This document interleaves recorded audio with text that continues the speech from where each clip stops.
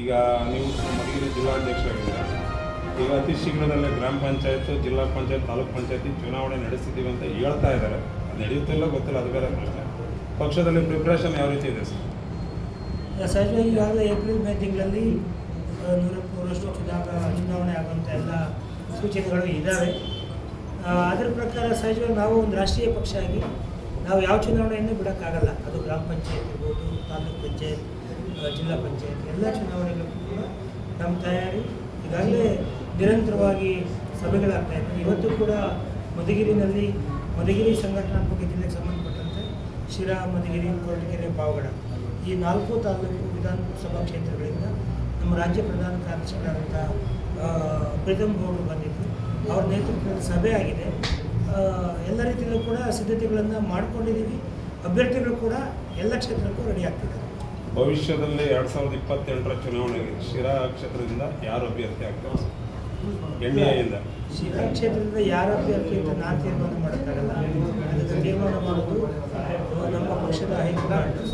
ಹಾಗಾಗಿ ಆ ವಿಚಾರದಲ್ಲಿ ನಾನು ಏನು ಹೇಳೋಕ್ಕಾಗಲ್ಲ. ಈಗ ಮಿತ್ರ ಪಕ್ಷದಲ್ಲಿ ಆಗ್ತಾ ಇರ್ತಕ್ಕಂಥ ಬೆಳವಣಿಗೆ NDA ಮೈತ್ರಿಕೂಟಕ್ಕೆ ಅನುಕೂಲ ಇದೆಯಾ ಅಥವಾ ಅನಾನುಕೂಲ ಆಗ್ಬೋದು? ಪಕ್ಷದಲ್ಲಿ ಏನು ಬೆಳವಣಿಗೆ ಆಗಿದೆ? ರಾಜೀನಾಮೆ ಸಲ್ಲಿಸೋದು, ಮತ್ತೆ ನಿಖಿಲ್ ಅವ್ರು ಮಾತಾಡಿರೋದು ರಾಜೀನಾಮೆ ವಾಪಸ್ ತಗೊಳ್ಳೋದು, ಬೇರೆ ಬೇರೆ ಅಲ್ಲಿ ಒಟ್ಟಿಗೆ ಗುಂಪುಗಾರಿಕೆ ನಡೀತಾ ಇದೆ ಅಂತ ನಮಗೆ ಮೀಡಿಯಾದಲ್ಲಿ ಗೊತ್ತಾಗ್ತಾ ಇರೋದು.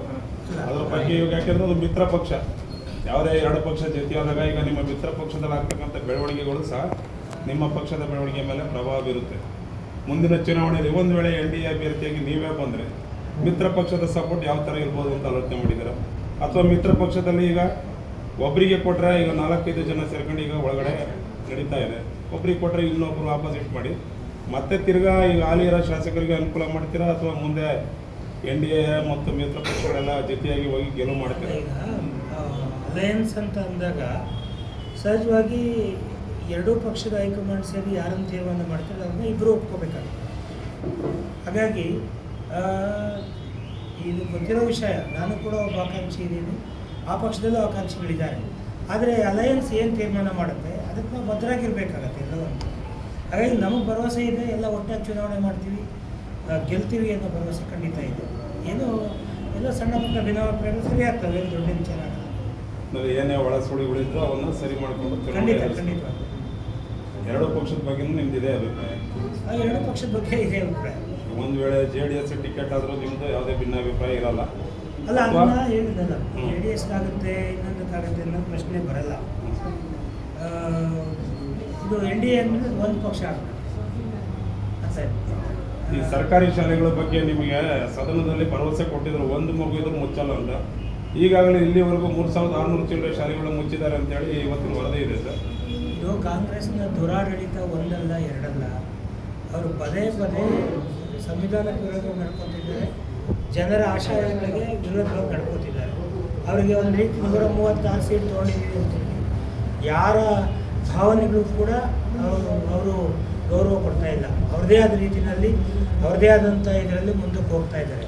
ಹಾಗಾಗಿ ಅದು ನಾನಂತೂ ಒಬ್ಬ ವಿರೋಧ ಪಕ್ಷ ಆಗಿ, ಒಬ್ಬ ಪ್ರಜ್ಞಾವಂತನಾಗಿ, ಭಾಳ ಪ್ರಬಲವಾಗಿ ಅವರ ನಿರ್ಧಾರ ಏನಿದೆ KPS ಮ್ಯಾಗ್ನೆಟ್ ಶಾಲೆ ತೆಗೆದು ಸರ್ಕಾರಿ ಶಾಲೆಗಳನ್ನು ಮುಚ್ಚುವಂಥದ್ದು ಭಾಳ ಪ್ರಬಲವಾಗಿ ನಾನು ಖಂಡಿಸಿದ್ದೀನಿ, ಹೇಳಿದ್ದೀನಿ. ಅದರ ಬಗ್ಗೆ ಎರಡು ಮಾತಿಲ್ಲ ಸರ್. ಇಡೀ ಕರ್ನಾಟಕ ರಾಜ್ಯ ಸರ್ಕಾರದ ವಿರುದ್ಧ ಒಂಟಿಯಾಗಿ ನೀವು ಹೋರಾಡಿದ್ರೆ ಅದಕ್ಕೆ ನಮ್ಮಿಂದಲೂ ಮಾಡಿದ್ದೀನಿ. ಅದರ ಜೊತೆಗೆ ನನ್ನ ಕೈಲಾದ ಮಟ್ಟಿಗೆ ನಾನೊಂದು ಎಕ್ಸಾಂಪಲ್ ಆಗಬೇಕು ಅನ್ನೋ ರೀತಿ ಸರ್ಕಾರಿ ಶಾಲೆಗಳು ಯಾವ ರೀತಿ ಇರಬೇಕು ಅನ್ನೋದನ್ನು ಇಡೀ ಶಿರಾ ತಾಲೂಕಲ್ಲಿ ಕೇವಲ 6 ವರ್ಷದಲ್ಲಿ 6 ಶಾಲೆಗಳನ್ನು ಕಟ್ಟಿ ತೋರಿಸಿದ್ದೀನಿ. ಕನಿಷ್ಠ ನಿಮ್ಗೆ ಅರ್ಥ ಆಗಲ್ಲ ಅಂದರೆ ಇದನ್ನು ನೋಡಿ ಈ ರೀತಿ ಮಾಡಿ ಅಂತ ಹೇಳಿದ್ದೀನಿ. ನಾನು ತೋರಿಸಿರೋ ರೀತಿ ಮಾಡಿದ್ರೆ ಖಂಡಿತವಾಗ್ಲೂ ಕೂಡ ಯಾವ ಖಾಸಗಿ ಶಾಲೆ ಬೇಕಾಗಲ್ಲ. ಬಡವರಿಗೆ ಈಗ ದುಡ್ಡಿರೋರು ಯಾರಿಗೆ ಅಫೋರ್ಡಬಿಲಿಟಿ ಇರುತ್ತೋ ಅವರು ಖಾಸಗಿ ಶಾಲೆಗಳಿಗೆ ಹೋಗಿ ಶಿಕ್ಷಣ ಪಡ್ತಾರೆ. ಎಲ್ಲ ಒಂದು ಕಡೆ ಬಡವರು ಮಕ್ಕಳು ಅದರಿಂದ ವಂಚಿತರಾಗಬಾರ್ದಲ್ಲ, ಗುಣಮಟ್ಟದ ಶಿಕ್ಷಣ, ಗುಣಮಟ್ಟದ ಶಾಲೆಯಿಂದ. ಆ ಪ್ರಯತ್ನ ನಾನು ಮಾಡಿ ತೋರಿಸಿದ್ದೀನಿ. ಒಂದು ಎಕ್ಸಾಂಪಲ್, ಶಿರಾ ತಾಲೂಕಿನಲ್ಲಿ ಎಷ್ಟು ತಾಲೂಕ್ ಪಂಚಾಯತಿ, ಎಷ್ಟು ಜಿಲ್ಲಾ ಪಂಚಾಯತಿನ ಗೆಲ್ತೀವಿ ಅಂತ ಗುರಿ ಇಟ್ಕೊಂಡಿದ್ದಾರೆ? ಶಿರಾ ತಾಲೂಕಲ್ಲಿ ನಾವು 5 ಜಿಲ್ಲಾ ಪಂಚಾಯತಿ ಗೆಲ್ತೀವಿ. ಅಂದರೆ ಮುಖಪಟ್ಟಣ ಹೊರತುಪಡಿಸಿದ್ರೆ ನಮ್ಮ ವಿಧಾನಸಭಾ ಕ್ಷೇತ್ರ ಹೇಳೋದಾದರೆ 5 ಜಿಲ್ಲಾ ಪಂಚಾಯತಿ ಗೆಲ್ತೀವಿ. ಈಗ ಬುಕ್ಕಾಪಟ್ಟಣನೂ ಸೇರ್ಕೊಂಡು 6 ಗೆಲ್ತೀವಿ. ಈಗ ಬುಕ್ಕಾಪಟ್ಟಣನೂ ನಿಮ್ಮ ಮಿತ್ರ ಪಕ್ಷ ಆಡಳಿತ ಇರೋದ್ರಿಂದ ಅದು ಗೆಲ್ತೀವಿ. ಅದು ಗೆಲ್ಲುತ್ತೆ, ಅಲ್ಲೂ ಹೊಂದಾಣಿಕೆ ಇದೆ. ಹಾಗೆ ಇಲ್ಲಿ ಏನು ನಮ್ಮ ತಾಲೂಕು ಪಂಚಾಯತ್ 26 ಪಂಚಾಯತಿ ಇದೆ. ಅದನ್ನು ಕೂಡ ನಾವು ಎಲ್ಲ ಪಂಚಾಯತ್ ನಾವೇ ಗೆಲ್ತೀವಿ. ಯಾಕೆಂದರೆ ಖಂಡಿತ, ಯಾಕೆಂದರೆ ಕಾಂಗ್ರೆಸ್ ಸರ್ಕಾರ ಜನರ ವಿಶ್ವಾಸವನ್ನು ಕಳ್ಕೊಂಡಿದೆ ಕೇವಲ 2.5 ವರ್ಷದಲ್ಲಿ. ಅವ್ರಿಗೆ ಏನಾದರೂ ಕಾಳಜಿ ಇದೆಯಾ ನೋಡ್ತಾ ಇದ್ದೀರಿ. ಒಂದು ಕಡೆ DK ಶಿವಕುಮಾರ್, ಒಂದು ಕಡೆ ನಮ್ಮ ಮುಖ್ಯಮಂತ್ರಿಗಳು ಅವ್ರದ್ದೇ ಆದಂಥ ರೀತಿಯಲ್ಲಿ ಜನರ ಅಭಿವೃದ್ಧಿ ಕೆಲಸಗಳನ್ನು ಮರೆತು ಅವರು ಚೇರ್ಗಾಗಿ ಕುರ್ಚಿಗಾಗಿ ಕಿತ್ತಾಟ ಮಾಡ್ತಿದ್ದಾರೆ. ಈ ಸಂದರ್ಭದಲ್ಲಿ ಜನರಿಗೆ ಈ ಚುನಾವಣೆಯಿಂದಲೇ ಆ ಪರ್ವ ಶುರುವಾಗುತ್ತೆ. ಖಂಡಿತ ನಾವು ಇಷ್ಟು ಕ್ಷೇತ್ರಗಳನ್ನು ಗೆಲ್ತೇವೆ. ಈಗ ಶಿರಾ ಕ್ಷೇತ್ರದಲ್ಲಿ ಕನಸುಗಳನ್ನ ಬಿತ್ತ ಕೆಲಸ ನಡೀತಾ ಇದೆ ಅಂತ ನಾವು ಅಂದ್ಕೊಂಡಿದ್ದೀವಿ. ಯಾಕೆಂದರೆ ವಿಮಾನ ನಿಲ್ದಾಣ ಬಂತು ಹೋಯ್ತು ಅನ್ನೋ ರೀತಿ ಆಯಿತು. ಕ್ರೀಡಾಂಗಣ, ರಾಷ್ಟ್ರೀಯ ಮಟ್ಟದ ಕ್ರೀಡಾಂಗಣ ಮಾಡ್ತೀವಿ ಅಂದರು, ಅದು ಆಯಿತು ಹೋಯ್ತು. ಮತ್ತೆ ಇನ್ನೂ ಏನೇನೋ ಕನಸುಗಳು ಬರ್ತಾ ಇದ್ದಾವೆ. ಇದ್ರ ಬಗ್ಗೆ ನಿಮ್ಮ ಅಭಿಪ್ರಾಯ ಸರ್? ಅದು ಭಾಳ ಚೆನ್ನಾಗಿದೆ. ಯಾಕೆಂದರೆ ಅತ್ಯಂತ ಬಡವನಿಗೆ ಬೇಕಾಗಿರೋದು ವಿಮಾನ ನಿಲ್ದಾಣ ಅಲ್ಲ, ಸ್ವಚ್ಛವಾದ ರಸ್ತೆ ಬೇಕು. ಎಲ್ಲಿವರೆಗೆ ಜನ ಏನಾದರೂ ವಿಮಾನ ನಿಲ್ದಾಣ ಆಗುತ್ತೆ ಅಂತ ರಸ್ತೆಗಳು ಮಾಡ್ತೀವಿ ಅನ್ನೋ, ಬಡವರಿಗೆಲ್ಲ ಹಳ್ಳಿ ವಿಮಾನಗಳು ಬಿಡ್ತಾರೇನೋ ಅಂತ ನಮ್ಮ ಅಭಿಪ್ರಾಯ ಸರ್. ಬಿಟ್ಟರು ಅದು ಯಾವುದೋ ಒಂದು ನಾನು ಸೋಷಿಯಲ್ ಮೀಡಿಯಾದಾಗ ನೋಡ್ತಿದ್ದೆ, ಯಾರಿಗೆ ಕಲ್ಕೋಟೆ, ಬಸವನಹಳ್ಳಿ, ಅಗ್ರಹಾರ ಅಂತ ಕೇಳ್ತಾ ಇಲ್ಲ. ಮೋಸ್ಟ್ಲಿ ಇವರೇ ಮಾಡಿಸೋದಕ್ಕೆ ವಿಮಾನ ನಿಂತ್ಕೊಂಡು.